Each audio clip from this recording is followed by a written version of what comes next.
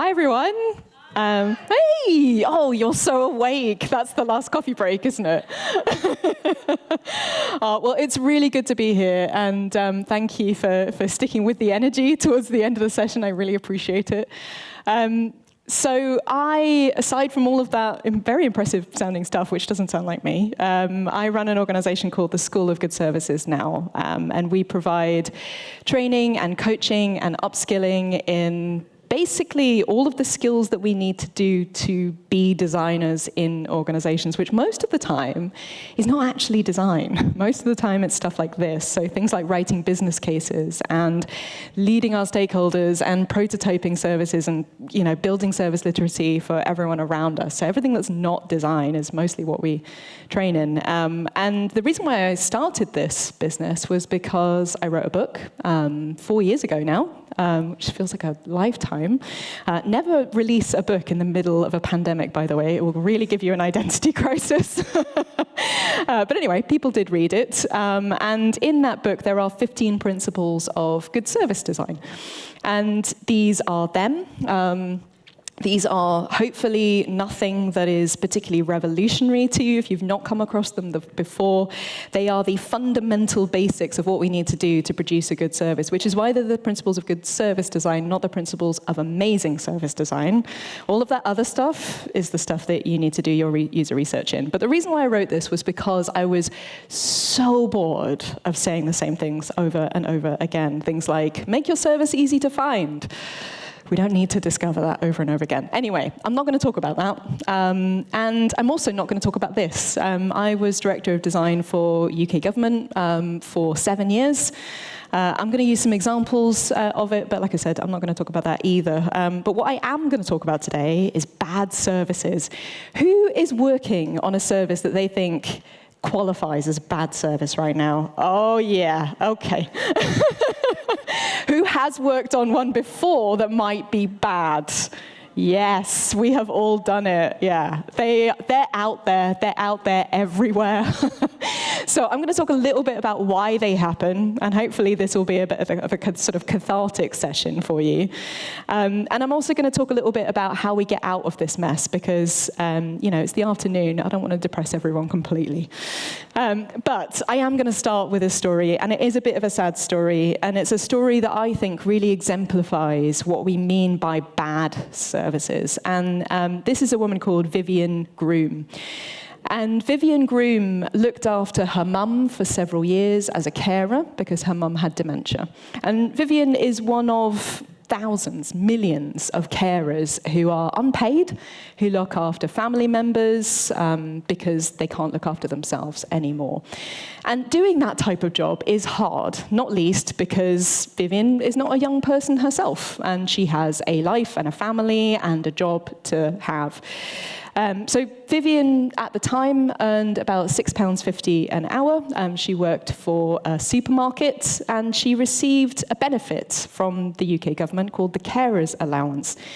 And the Carers Allowance is a fantastic idea, but it has some flaws. You might have seen some news about it recently. And one of the things about Carers Allowance is that it essentially pays for people like Vivian to look after her mum when her mum can't look after herself. But it doesn't pay her a lot. Like I said, it basically gives her £60 a week, so it's not a huge amount, or it wasn't at the time. It's slightly more now. We pay you basically £81.90. That 90 pence makes a real difference per week to look after someone who basically needs to be looked after if you earn £151 per week or under. Now, there are some conditions to this, which I will get into in just a moment. But there are, just to give you some stats on Carers Allowance, this many users of the Carers Allowance service. So quite a lot of people, about 2% of the UK population receive Carers Allowance. It's not the biggest of the benefits, it's not the smallest, still quite a significant number of people. Vivian Groom, though, is one of several thousand people, possibly millions, we don't know, who now owe the government money after receiving this benefit. which doesn't seem right, does it? To be owed money after you're basically in receipt of a benefit that's supposed to support you financially when you're in that sort of situation. And as I said, she's one of thousands of people. In just 2023, there were 500,000 people who basically ended up owing millions of pounds to the UK government in overpaid carers allowance. So why was this? Well, like I said, we'll get back to the conditions here. We pay you £81.90 a week to look after someone if you earn under £151. And this is where the catch is. So, who's good at maths? Your earnings are £151 or less after tax, national insurance, and expenses. Okay, it gets a little bit more complicated. That's quite interesting. Let's have a look at what the expenses include. So 50% of your pension contributions, and also this complicated bit at the bottom. If you pay a carer to look after this disabled person or your children while you work, you can treat the care cost or up to or equal than 50% of your earnings as an expense. Okay, this is quite a lot. And to be honest, if you're going to have to be calculating this every single week, you're probably going to need an accountant, I would imagine, or at least something to keep record of what your expenses are and how much you're earning. Now, the problem is, if you earn just £1 more than £150 a week, you get nothing. More than that, though, we will keep paying you even though you are not eligible for that benefit anymore. So we keep paying you even though you're not eligible. So what happens? You basically end up racking up a load of money that you shouldn't have been paid, and essentially you now owe to the UK government. But enter in another complicating factor here, 0-hour contracts, which were introduced about 2014 when Vivian was going through all of this. And 0-hour contracts mean that you can be earning between basically no money and up to £312 a week if you're working the maximum amount that you could. So, we have a problem here. Basically, people are getting trapped into this situation.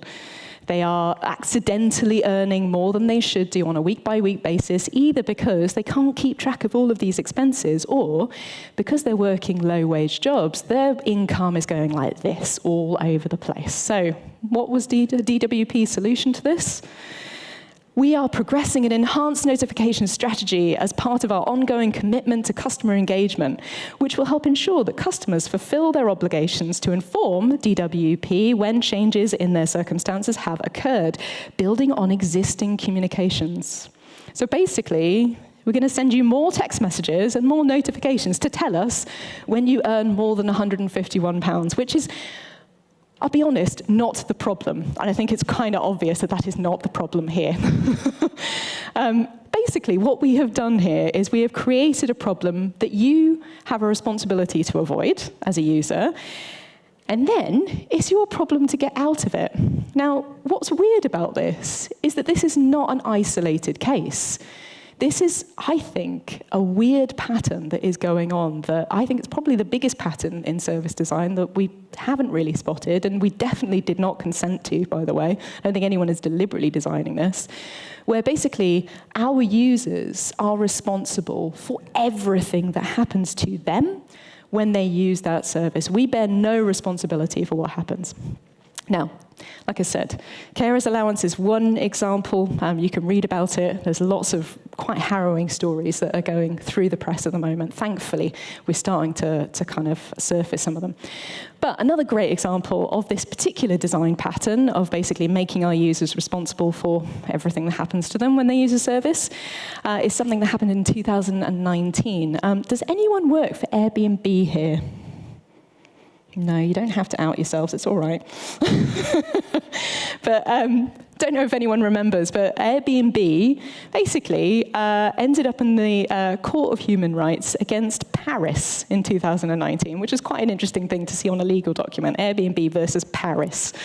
Kudos for them for taking it on.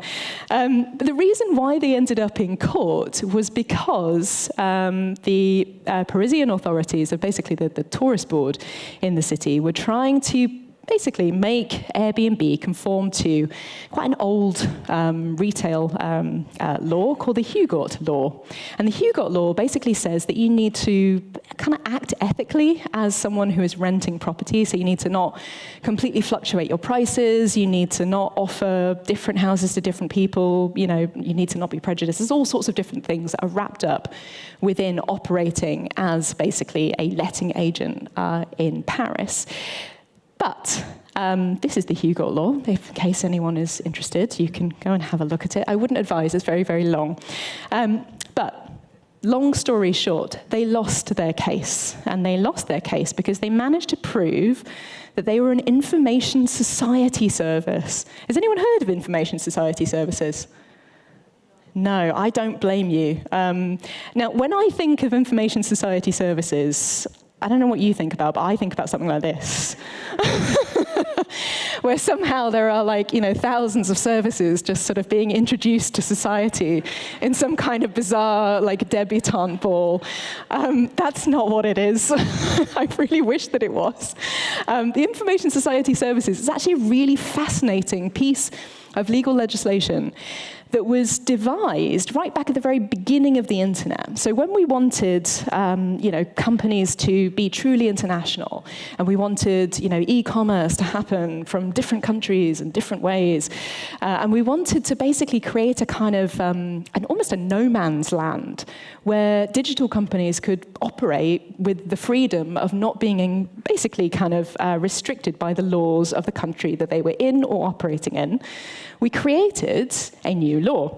And information society services basically are defined as services normally provided for remuneration at a distance by electronic means at the individual request of the recipient of those services, which, back in the 90s, probably was a very small number of things. Now, basically everything. I don't know anything that wouldn't really fit this category as a digital service. But, like I said, the important thing about information society services is the fact that you don't have to conform to the laws of the country that you are operating in if you can prove that you are one of these services. And it means that, organizations can be truly international and operate on the internet wherever people have that internet.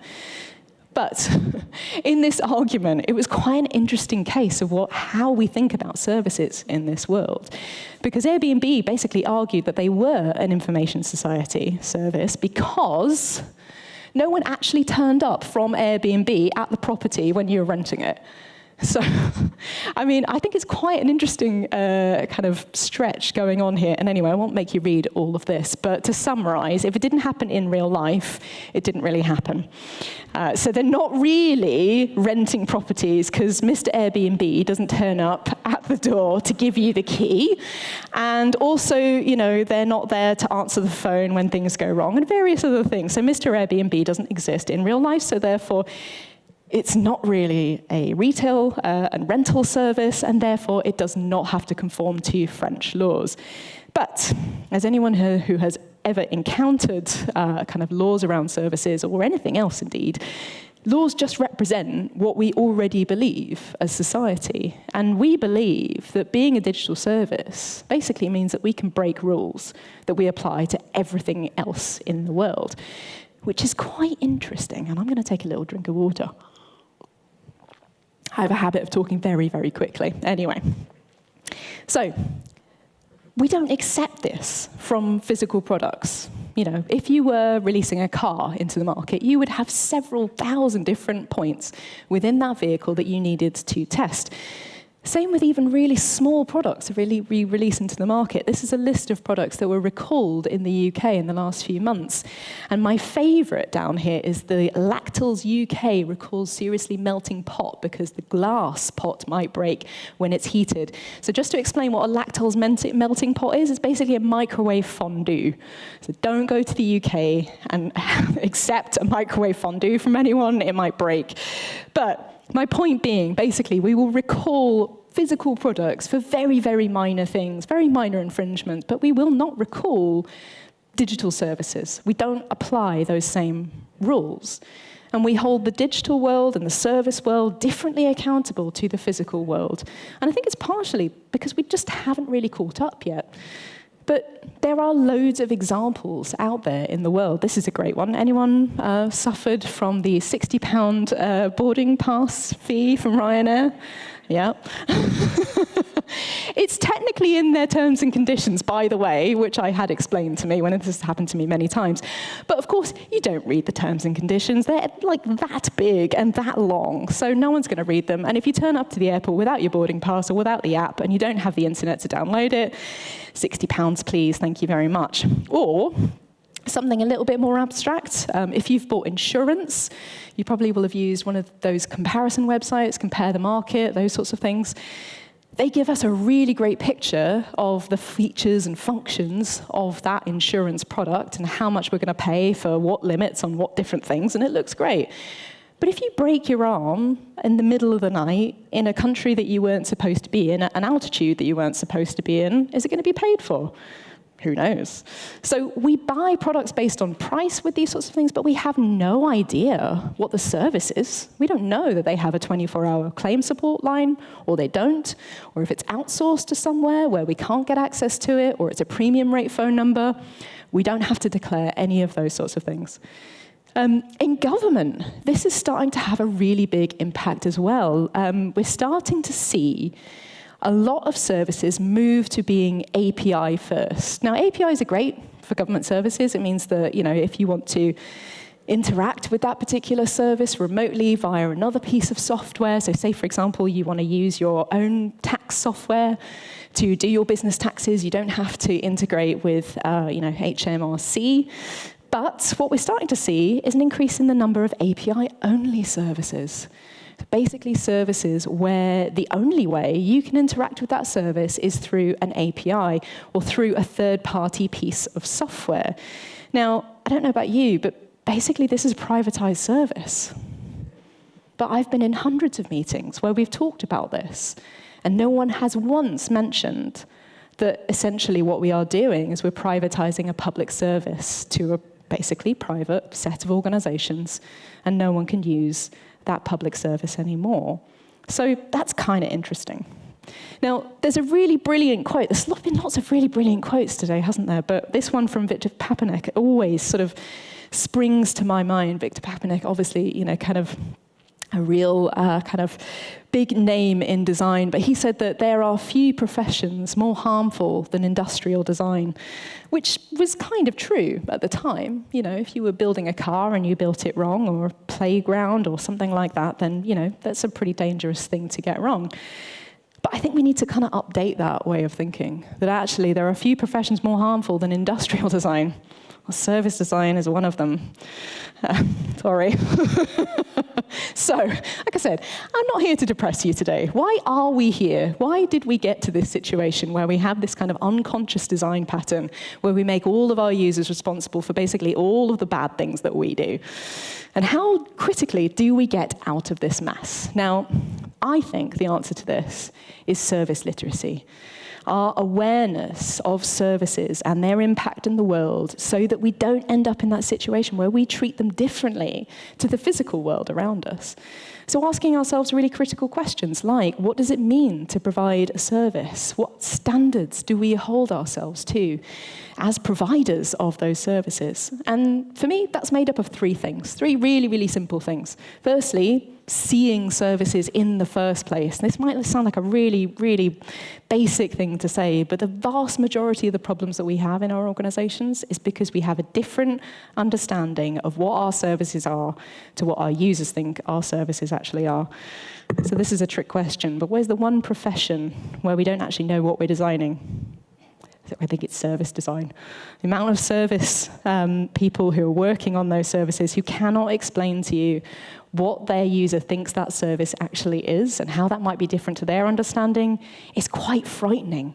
And we also, as an industry, come up with all sorts of complicated definitions of what we mean by a service. And certainly within our organizations, we think portals, forms, tools, individual websites, massive accounts, all of these things can be synonyms for services.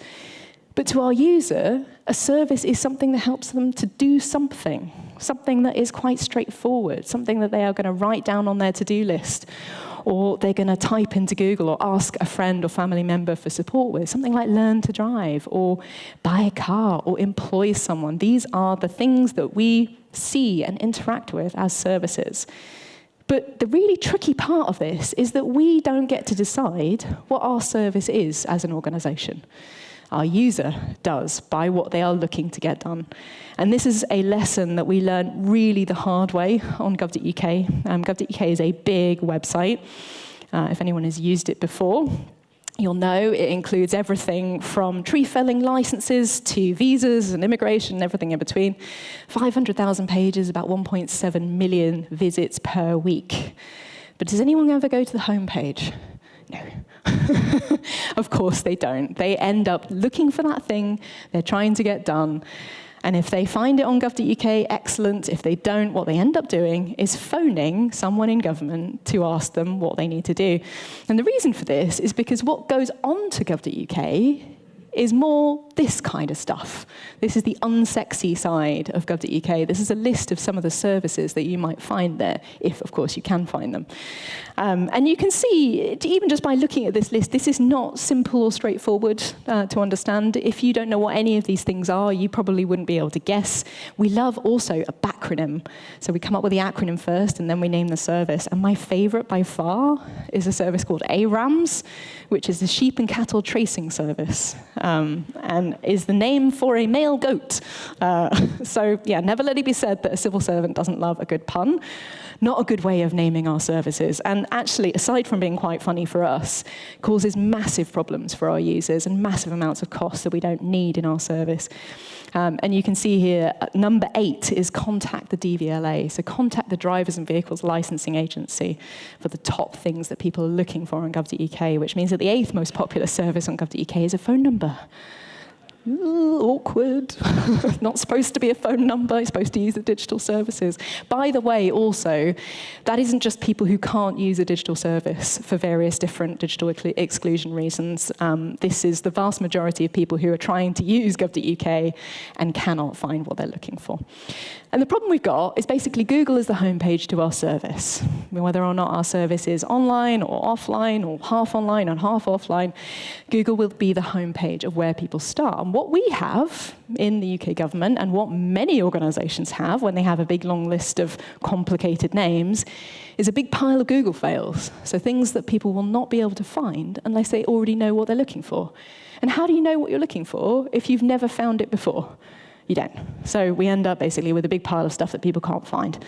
So there's a really important principle here that if you take nothing away from this talk today, I hope you remember this one thing, and that is that good services are verbs and bad services are nouns. No matter how much we love our nouns, and we do, we really do, good services are things that people are going to type into Google. They are going to ask their friend or family member or colleague for help with.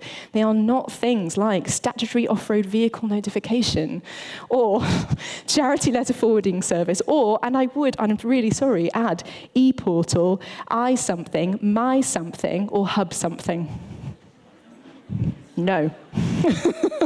So the problem we've got is when we think about services in this way, they get way bigger than our understanding of what the service is. So if we take a healthcare journey, for example, and we think about seeing our doctor, or in the UK we call them GPs, so if we see our GP to get a referral, there's all of the things that happen before that part of the journey, and there's all of the things that happen after that part of the journey. And every single one of these bits of that journey are owned by completely separate pieces of the NHS. And as much as we might focus on designing each one of these separate products and systems well, unless we design how they all work together, and we make sure that your medical records are passed between these different stages and you've got the right address and all this kind of stuff, none of those things are going to help you to get to an outcome at the end and be a healthy person. And the problem is no one owns that. No one owns that entire journey. And certainly no one owns these little bits in the middle, those exchanges between different products and services. And this is where we get into the reality of what services actually are, which is that they are 90% of the time shared by different organizations. And because they're shared, we don't see them because they're invisible, and they're the exchanges that happen between us. So we go, well, that's not my responsibility, that's your responsibility over there. And because of that, they don't end up being designed. And that really is one of the biggest drivers of bad services in our organization. So even if we don't deliver that whole service, doesn't mean we're not jointly responsible for helping our user to achieve that end goal. That's really what we need our organizations to get into their heads, is that just because you don't have a direct budget line for that particular thing does not mean that you are not somehow jointly part of a group of people responsible for that user. But the problem we've got, and it's like a double problem here, right, is that when we don't design our services, we basically force our users to. And I do apologize for showing a desire path. It's 2024, and you've seen enough of them. But anyway, I'm going to show you another one. Here's a good one. But the reason why I'm showing you this is because this is what we're forcing our users to do, right? And it's a lot harder to trudge across the ground and make that pathway yourself than it is to basically, walk along that nice pathway. But it also causes a real problem for us as an organization. And this is what causes this massive separation between our understanding of a service and our users. Because when that happens, when our services are that bad and that different to what we think they actually are, our users become the only people who actually know how they work, which is frightening. And this is where we end up in the cycle of service doom. Yeah. I'm going to get my death metal t-shirt on. I won't, I promise. But this is just humour me for a moment. This is what's going on here. This cycle is what's driving us to create bad services. So first of all, our users have to design the service for themselves, because years and years have passed and we've created a service that basically they're piecing all these pieces together. They're trudging across the path, making their own desire pathway. And it means that over time, we just forget why we're there in the first place. We forget what the point of that service is. And our understanding of, helping someone to get this particular license becomes totally different to our users' understanding of, well, actually what I'm trying to do is support myself when I'm looking after a loved one. But beyond that, what also happens is, because we don't talk about the purpose of our services, we become really afraid to ask why it exists. And the biggest taboo question in any organization is, why are we doing this? Sorry, what's the point of this service?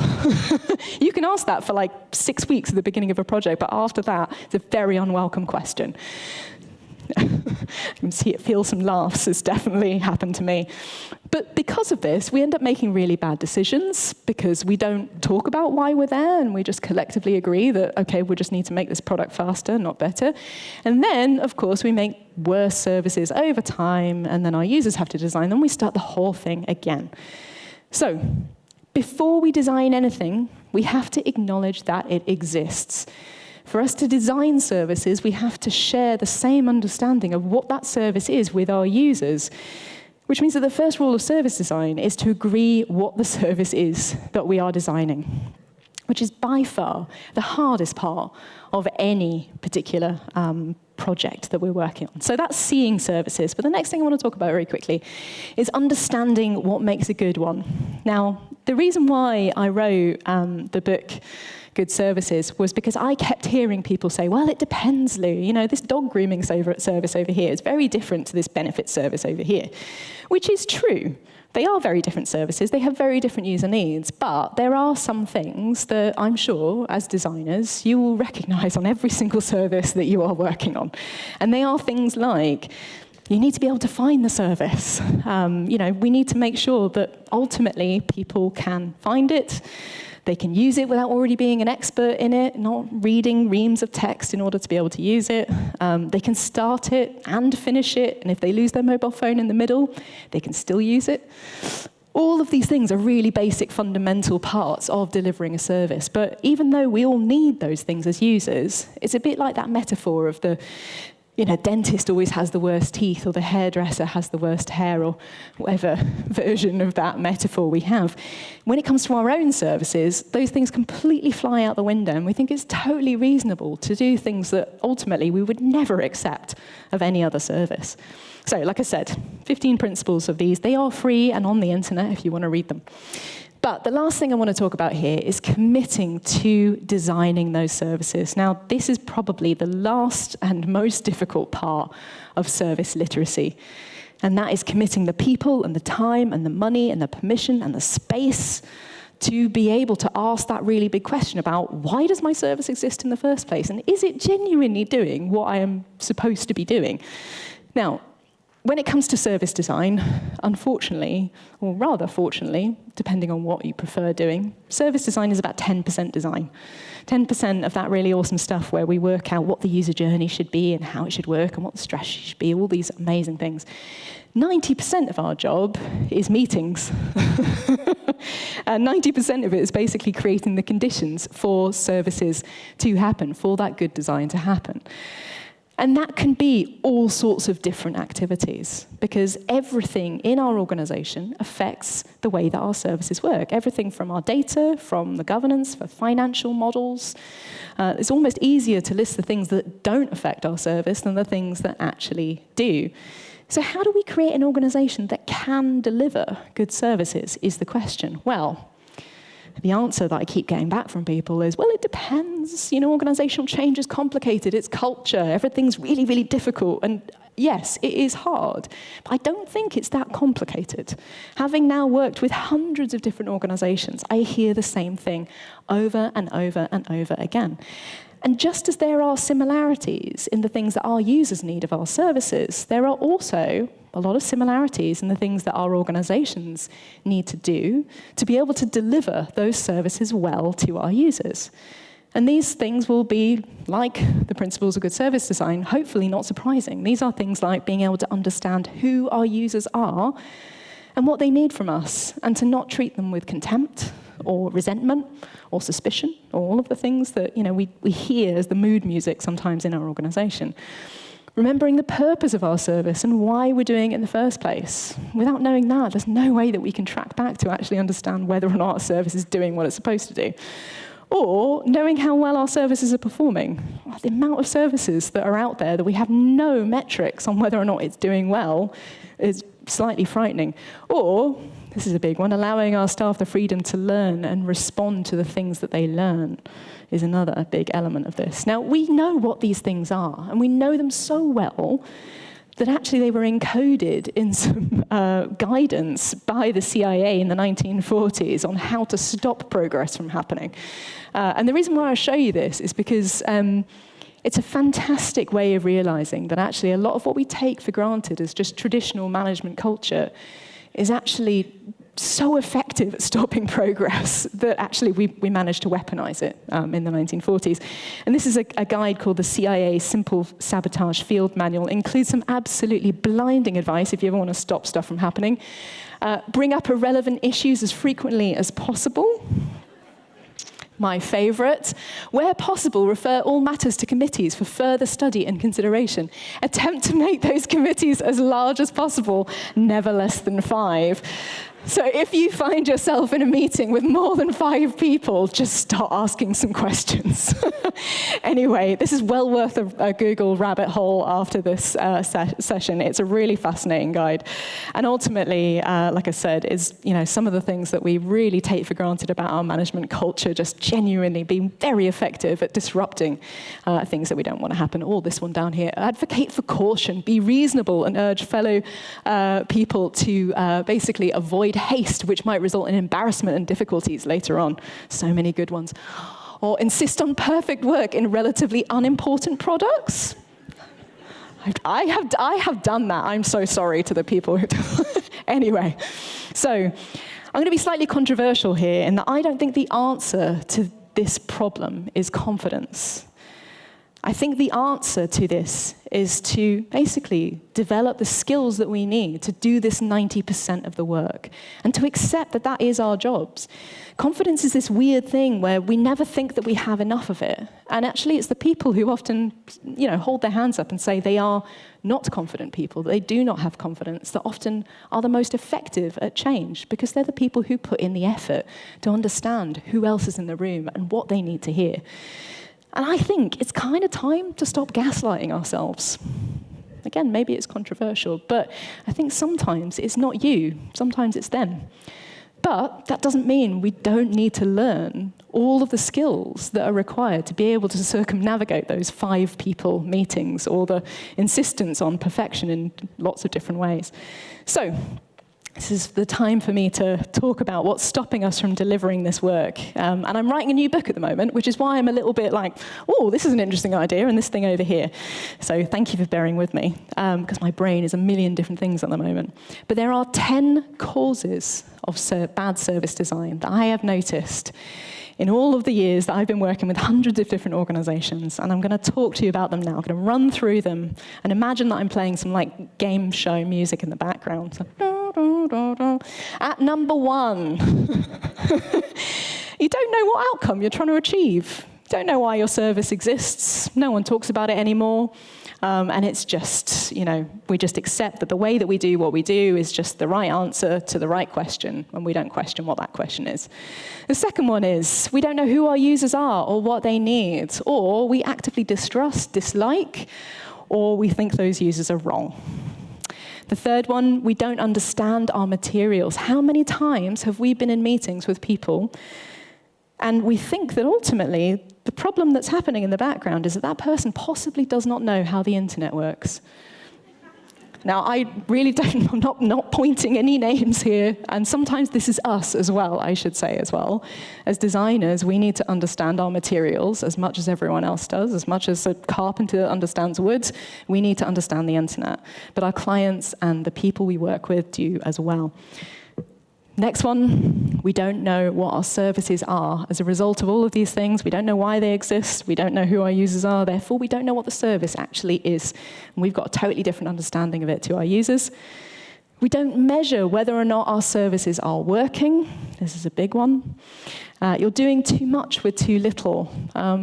All of those things where we say, well, we can't possibly do strategy. We're far too busy, it's far too stressful. This is partially a result, I think, of the kind of economic climate we're in at the moment. It's really difficult to make strategic decisions when we're really, really stressed and we don't feel like we have enough time and money. But of course, the answer to this is we're doing too much, not really prioritizing in the right way. We're afraid of taking any risks. This is another thing that's really come up in the last sort of 10 to 15 years with the increase of austerity, particularly in the UK. We're afraid of taking any risks. We're really super cautious, but often of the wrong things. Our organization wasn't structured to deliver services. Just as our services were not designed for the internet, so our organizations were also not designed to deliver those services. And your staff have no ability to change anything. They're, stuck in a corner. We don't give them permission. That talk that we heard this morning about de-skilling is such a huge topic, isn't it? That's a really, really important one. And the last one is that we think we can get away with it. Now, I've put this one last because genuinely, I don't think that it's the main problem that we actually have here. I think the main problem is all of these other things. So, do you mind if I carry on for a little bit longer? You are running over. Right, I'm not going to talk about it. You can ask me later. Anyway, like I said, I'm writing a new book at the moment. There are lots of things in my head. I can tell you more about the causes of bad service design afterwards, and we're doing some questions, so thank you very much.